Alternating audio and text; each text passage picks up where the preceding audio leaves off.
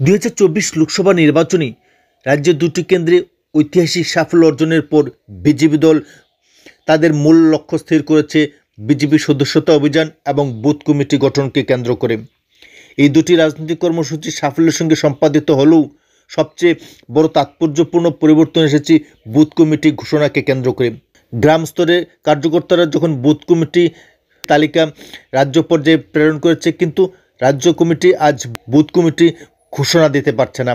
কারণ একটাই, সমগ্র রাজ্যেই এই বুথ কমিটিকে কেন্দ্র করে ক্রমশই ভূতের বাসা জেগে উঠেছে বিজেপি রাজ্য কমিটিতে। অনেকেই সমালোচনা করছেন যে বিজেপি রাজ্য কমিটি এই বুথ কমিটিকে কেন্দ্র করে যথেষ্ট চাপের মধ্যে রয়েছেন, কারণ এই বুথ কমিটি গঠনের ক্ষেত্রে ব্যাপক দুর্নীতি সংগঠিত হয়েছে। জনবর্জিত বহু নেতাকেই এই বুথ কমিটিতে স্থান দেওয়া হয়েছে, যার ফলে প্রকৃত কার্যকর্তারা অবহেলিত, বঞ্চিত হয়েছে। এজন্যই দলের বুথ কমিটি যথেষ্ট দুর্বল এবং জনভিত্তিহীন হয়ে পড়েছে, যাকে কেন্দ্র করে গ্রাম স্তরে ব্যাপক ক্ষোভের সৃষ্টি হয়েছে। রাজ্যে প্রায় 3000-এর উপর বিজেপি দলের বুথ কমিটি রয়েছে। এই বুথ কমিটি গঠন এবং বুথ কমিটি ঘোষণার ক্ষেত্রে বিজেপি রাজ্য কমিটি বর্তমানে হযবরল পরিস্থিতিতে রয়েছে।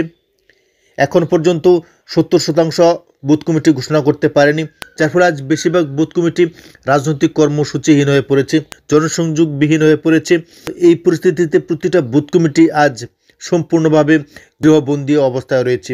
বিরোধী রাজনৈতিক দলগুলি বিজেপিকে এই বলে সমালোচনা করছে যে বুথ কমিটি ঘোষণা নিয়ে আজ ভূতের মতো চেপে বসেছে বিজেপি রাজ্য কমিটিকে। কারণ এই বুথ কমিটি হলো বিজেপির মূল শক্তি। শক্তিশালী বুথ, শক্তিশালী বিজেপি, এই স্লোগান আজ কার্যকরী হচ্ছে না। শক্তিশালী বিজেপি গঠন করার জন্য শক্তিশালী বুথ কমিটি গঠন মোটেও সম্ভব হয়নি। এক্ষেত্রে ব্যাপক দুর্নীতি, ব্যাপক কেলেঙ্কারি হয়েছে বলে অনেকেই মনে করছেন।